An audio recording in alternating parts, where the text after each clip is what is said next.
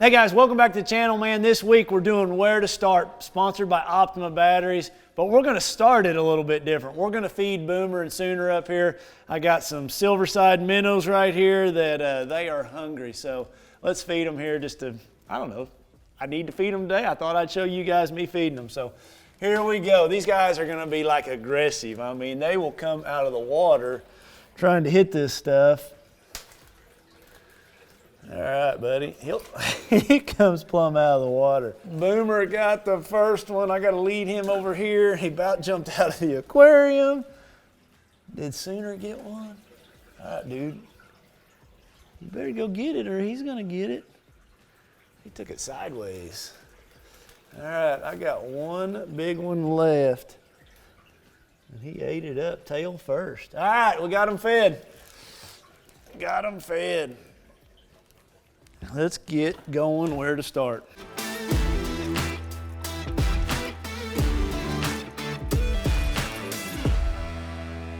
All right, guys, let's dive off into these three lakes. Man, I had some great comments, you know, from my previous October Where to Start video. I went through there. You can see I made notes. I got little marks out here to multiple lakes that were named.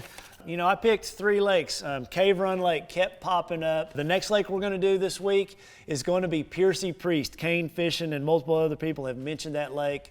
Never been there, but we're going to do it. And then last, Table Rock Lake. Somebody is going to win $1 million at Table Rock Lake the third week of November. Hopefully it's one of my viewers. I'm going to give you some areas, some patterns, where to start at Table Rock Lake. If you guys aren't fishing in that tournament, maybe you can use some of that stuff on your given lake, in your body, you know, in your state, where you're at and where you're fishing. So for this month, let's give that battery away first. You know, that's just a cool thing that we do. Big thanks to Optima Batteries for sponsoring this video series and giving you guys a chance to win a battery. Wesley Wellborn, that's who we just randomly picked. Man, we appreciate the comment. Wesley, you said thank you for your September fishing tips. I started watching your video and I enjoy them. Thank you very much for your help. Well, thank you for being a subscriber and watching and commenting. Wesley, send me an email through my website and we will mail you a certificate out for that brand new Optima Blue Top battery, a value of around $200. So man, it's a great value to go back to you guys. All right, so when I sat down, I had one lake that kept popping up and popping up and popping up from you guys. Scooter Charles, Adrian Kidd, Aaron Conkrite, and there's multiple more that said Cave Run Lake in Kentucky, which, man, I've never even heard of that lake. But wow, what an interesting lake when I look at it right here. Let's break this one down first. Let's get right on into it. It looks to me like it's a Highland Reservoir type lake. It looks to me like it's got largemouth and smallmouth in it. It's located there in Kentucky. It would relate to a lot of lakes, I would say, in Missouri and Virginia and those kinds of places, just looking at it. It's a really cool lake. Let me zoom out here so you guys can see it. It's got a couple big rivers coming in it. You know, one of them's a little dirtier than the other. It looks like it fluctuates quite a bit. Just so you know where it's at, let's find a town that's close to it. Moorhead, Kentucky would be really close. So if you guys wanted to look at this, you know, after I get done with this video, where this lake's at. So right off the bat, one of the very first things that I noticed when I've got my sea map right here on my iPad, I really like looking at this. And then I went in and I set a couple colors to look at. I've got my 0 to 5 is this purple, or 0 to 7. As purple, and then 7 to 12 as red, just to highlight some areas on the lake that might stand out, you know, this time of the year. You know, I have to think in November, your water temperature here on this lake, you know, it's a fairly deep lake. It's going to be fairly cool. You know, it's going to be in the 60s. You know, it'll get all the way down into the 50s by the end of November. I think it's going to start in the 60s and be in the low 50s by the end of November. So with that said, man, this one spot I always say on where to start on any lake, find your biggest flats, because why I say that is has the most habitat for bass. It's just like deer hunting. The more habitat you have for deer, the more potential you have to see deer. Same thing in bass fishing. The more habitat, the more spawning flats that I have, the more bass could be in the area. And this to me just is the biggest flat on that lake. And that is where I would start. So you can see it here on the iPad. You can just see there's lots of flat areas. You know, these fish can spawn all the way around that thus increasing the numbers. I know we're talking about fall, but you're asking me where to start. I want to start with the highest percentage of bass per acre on the lake, and I feel like it's right here in this area. When I zoom out, you can see this just really screams, that big flat right there in the lake. So let's go to Google Earth and let's just look at it a little bit. Let's zoom in on it.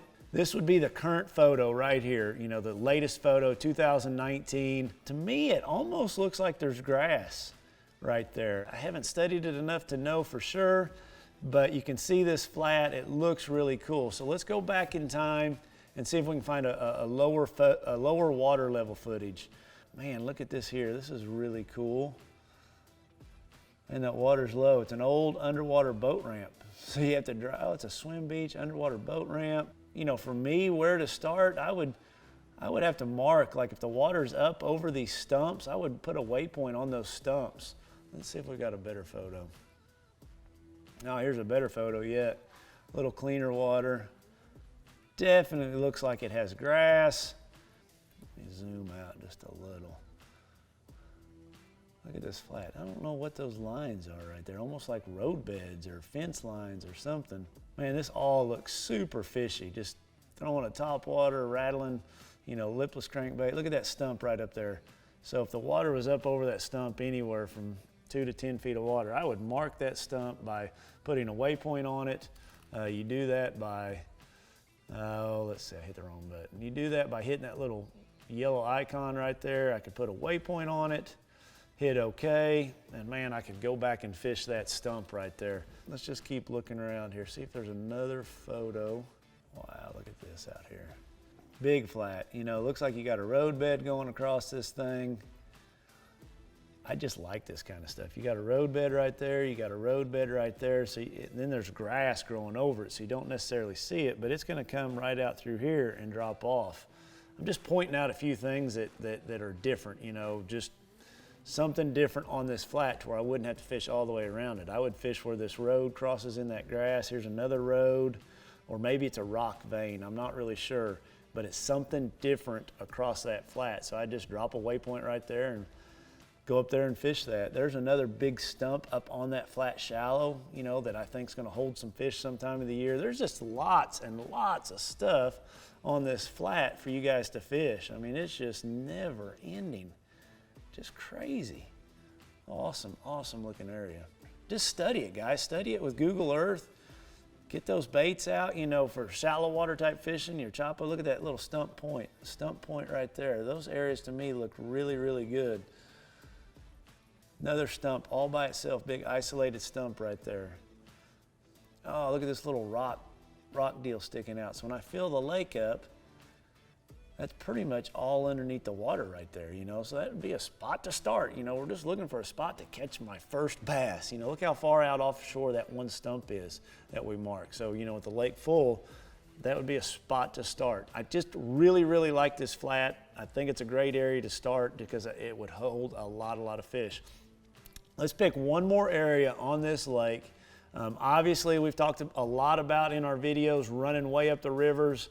You know, and you could obviously do that on this, but I just, looking at this lake really quick, I saw this one point right here that just, I liked. It looked really, really cool. It's flat and it's got 3 big laydowns on it. So when I, you know, fill this lake up, you know, you got a lay down here, it's just a great area for a bass to live, you know, an individual fish that you could catch off that laydown. That laydown's been there for what, almost 10 years. Just a great place to start. One last area to look at. Let's talk about the back of a pocket, the back of a flat pocket. And why I'm going to bring this up is when I look at my sea map here and I see this red and I see that it runs way out, but yet it gets close to deep water. So you need to think about transition areas.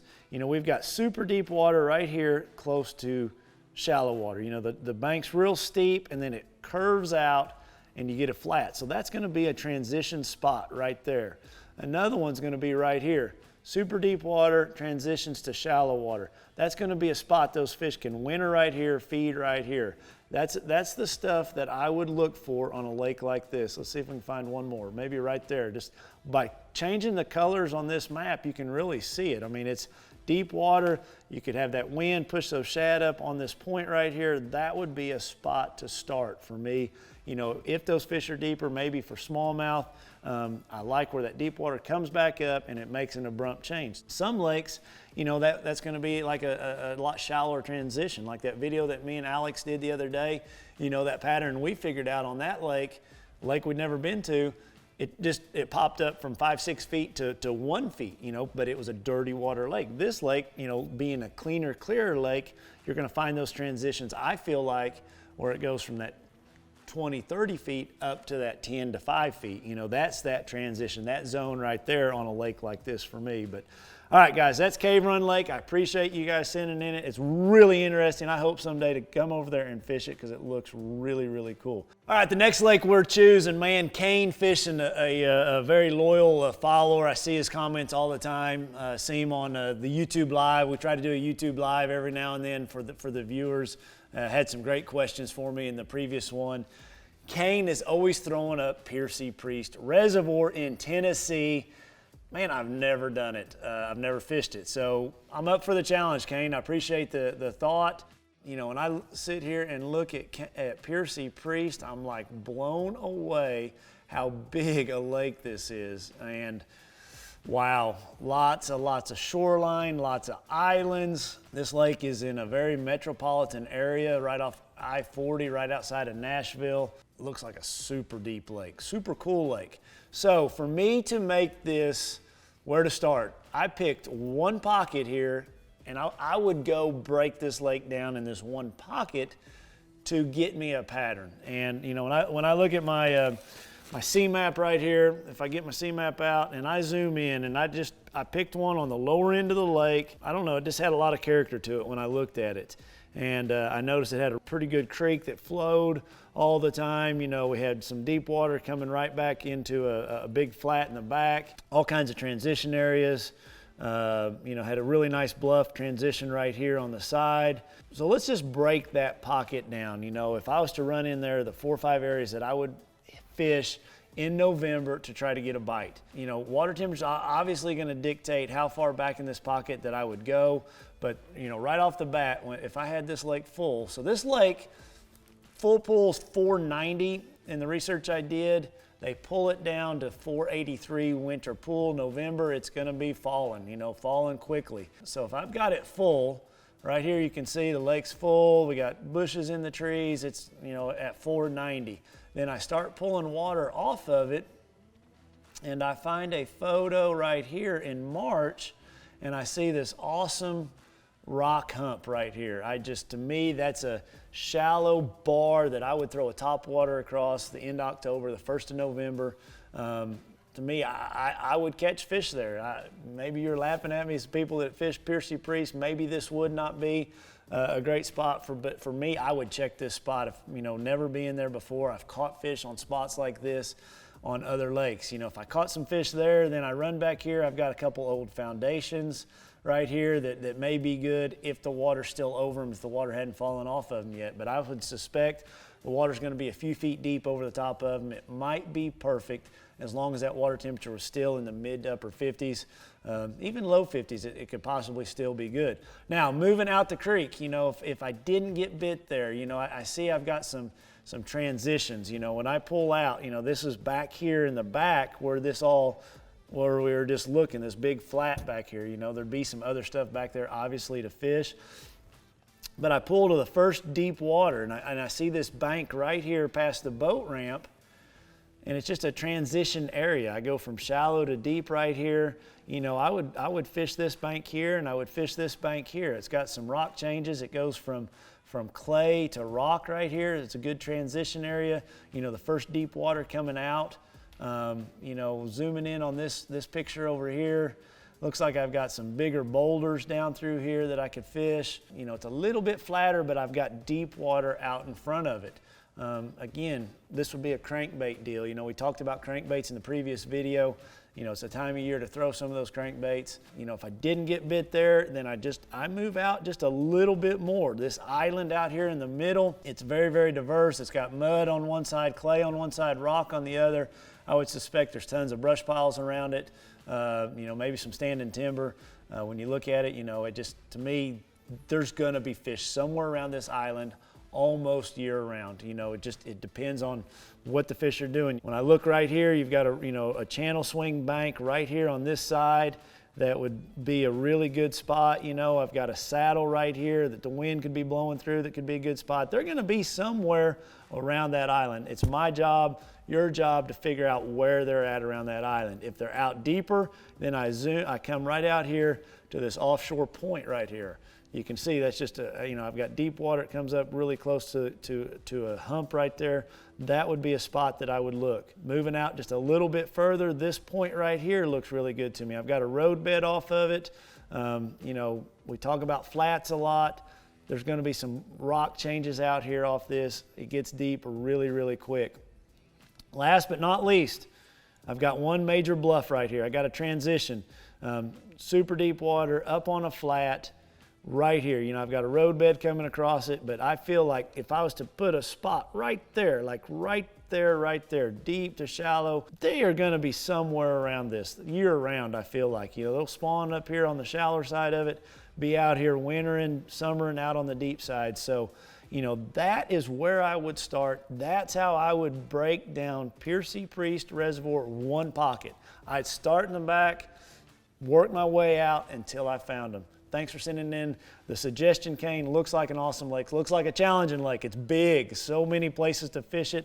I know that's just one creek arm, but you can duplicate that in multiple areas all across the lake. All right, guys, for my last lake, I want to help all those people that are going to Table Rock Lake for a chance to win $1 million in the U.S. Open Championship. You know, a little bit about that tournament. It's a phenomenal series. There were 7 events this year all across the United States, an amateur series of tournaments. You know, my brother-in-law couldn't fish in it, my father-in-law couldn't fish in it because they'd won too much money over the course of the year. So it was really built around fathers and sons and grandpas and grandsons and granddaughters and even women to get all those people out to fish. And there's the top 40 out of each of the qualifying events has a chance to win $1 million in an amateur event on Table Rock the 3rd week in November. So I want to give you guys just a place to start. By no means, you know, is this the Holy Grail, but I want to get your guys' brains around a little bit that I know about Table Rock and some areas or how I would approach it to try to develop that pattern when you start going over there practicing for the event. You know, I think that event's about the 3rd week in November. It's going to be a phenomenal event. There'll be a lot of people there, and I can't wait to see who's going to win $1 million. What a game-changing, life-changing tournament. So if you guys didn't fish in them this year, you might check it out next year. It's an awesome event to be a part of. Table Rock Lake, it's a big lake. It's a monstrous lake. It's fed by the White River, the Kings River, and the James River, historically, and Long Creek. And historically, you know, the James River is a little bit dirtier, got more color in it. The White River's the cleanest. It comes out of Beaver, and then the Kings River's got some color in it. The Kings is pretty small, Long Creek's pretty small, the James is pretty big. You know, for me, I feel like there's going to be 3 or 4 patterns there. You know, you're going to have a shallow water pattern, you know, throwing top waters, square bill crankbaits, those kinds of things on rock changes, rock transition areas that I'll show you a few areas to what to look for. You're going to have a deep bite, you know, a deep bite around those 20 to 40 foot depth, shad balls, you know, midway to 2/3 of the way back in some of those other creeks and pockets relating to timber, maybe relating to cedar trees. And then you're going to have a boat dock bite, and you're going to need to determine what depth boat docks you need to fish. You know, what depth they are and what kind of bottom they're on. You know, whether they're on pea gravel, whether on, you know, more ledge rock type banks, whether they're brush pile related. So those are the patterns that I think are going to be predominant for that event. Who knows? I could be 100% wrong. But let's just pick out one of each 3 on a place to start. You know, the lake is good from the dam all the way to the upper ends. You're going to have to determine where to start as far as Are you going to fish the dam area? Are you going to fish way up the rivers? You're going to fish the mid lake? Because it can all be really good. And one thing that I want to suggest that everybody do, you know, Johnny Morse, they put in, I don't want to say exactly, I want to say it was a $5 to $7 million project of brush piles. And you can go to the Corps of Engineers and look up all the waypoints for these brush piles. And when I say brush piles, rock piles, stumps, I saw them out. I was actually out there when they did it, and they had this monstrous barge, and they were throwing boulders in with this big hydraulic pusher on this barge, and these boulders were half the size of my boat. When they hit the water, the barge would float up and big waves would come off, and they'd, you know, make 10 trips into one rock pile. It'd be the size of a house, and the next trip may be all stumps. It's all permanent man-made structure that they put in the lake to help the habitat. I'd download those. You know, those could be a pattern, something for you to look at, something for you to think about. It would always be good. Like if you're in the area that has one, to run out there real quick, throw a football jig on it. But with that said, so those are throughout the lake. I think there's 700 to 1,000 of them. I don't really remember. But let's just show a few things to look at, to think about. You know, boat docks. Let's just throw in boat docks. There's so many of them on that lake. Isolated would be better. Maybe one that has a depth change under it. You know, if I was to look right here, let's just pick, I like these kind of boat docks right here that are on a flat, rounded point. Let's see what the depth does as I pull the water off of them, if there's a low water footage photo. All right, 2017, we've got, you can see some rock changes right here. But anyway, this is a flat point. And what I like about this is that, you know, generally on that boat dock pattern, it's, you know, somewhere between 12 and 20 feet. Sometimes they're out to 30 feet. But, you know, you can come in here and fish these boat stalls in the particular depth that you want to fish. You know, 12 to 20 is what I'd focus on. I'd focus on a big football jig or finesse jig. It'd usually be one of those two things. But I like these secondary points going back in these pockets. And a big time, you know, a big part of it's going to be where the main shad are. As you idle back in this creek and you start seeing shad, let's say back here, well, then go over and fish that boat dock. Or, you know, if the shad are all the way back in here, maybe fish them back in here on this secondary point. Same thing over here in this pocket, you know, maybe this secondary point. But that is going to be a pattern. Some way, somehow, boat docks are going to be a pattern on that lake.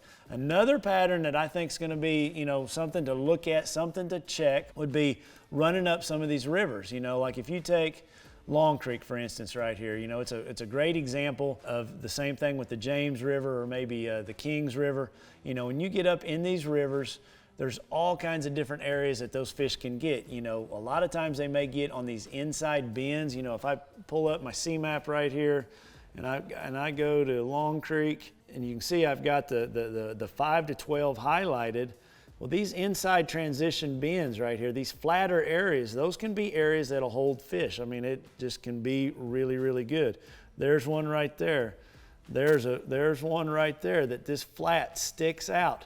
Those areas can be dynamite. Throwing that top water, throwing a jaywalker, you know, if they're not on that kind of stuff, you know, maybe a square bill crankbait, a football jig, but, you know, there's another prime one right there. Those are the kind of areas, those transition areas, when you run up those rivers like that. You know, another one's going to be, you know, if I was to zoom in here and just show you like one rock change, if we could just find a rock change real quick here to not take up too much of your time. You know, we got ledge rock coming down through here, and then it changes over to pea gravel. That's the kind of stuff that I would focus on. And if there's a cedar tree right there, that much better. Pay attention to those rock changes for you guys that might be fishing that shallow water deal. Okay, now last but not least, let's talk about that deep bite. There's going to be a deep bite. We talked about some baits in the previous video that would work under this scenario. You know, that deep bite's going to be more main lake, you know, from the dam up to, you know, up the White River, Kimberlin City. If you pick this pocket right here, you can see that, you know, I've got super deep water, 100 feet, 100 feet, 100 feet. Then it jumps to 50, and then it'll jump to 20. Generally speaking, somewhere in that zone where it goes from that 50 to that 20, you know, you're going to have some isolated cedar trees around here. You're going to have isolated timber. Those fish push the bait fish back into this pocket, and they're going to winter right here. They're going to spend their winter in the backs of those pockets where it goes from that 50, 60 feet up to that 20 to 30 feet. And that's gonna be the zone. Same thing over here in this pocket. You know, this is gonna be the zone where that stuff happens. You might see some fish schooling back here, you know, at the start of November. It'll probably stop by the end of November, but they are gonna be back there somewhere relating to those shad balls. And you can do that all over the lake, you know. Find one that's got a bunch of shad in it. Don't stop until you find one that's got a bunch of shad in it, you know, and find one that just jumps up and fish that structure around that. You know, you're gonna have inside trees on a lot of those. Go around, mark those trees, mark the ones that have fish in it, then back off of them, throw those baits that we talked about in that previous video, and that's gonna be another very predominant pattern on Table Rock. All right, guys, so there's some areas where to start. You know, we did 3 different lakes, and you know, I just wish you guys the best, the ones of you that are competing in Table Rock. Hopefully one of my viewers will win that $1 million. That'd be so exciting. But man, tune in next week. We've got a really awesome Project E coming at you. I want to remind you, I've got an awesome pecan crop that just got harvested. They're going fast. If you guys want some fresh pecans, some flavored pecans, go over to my website.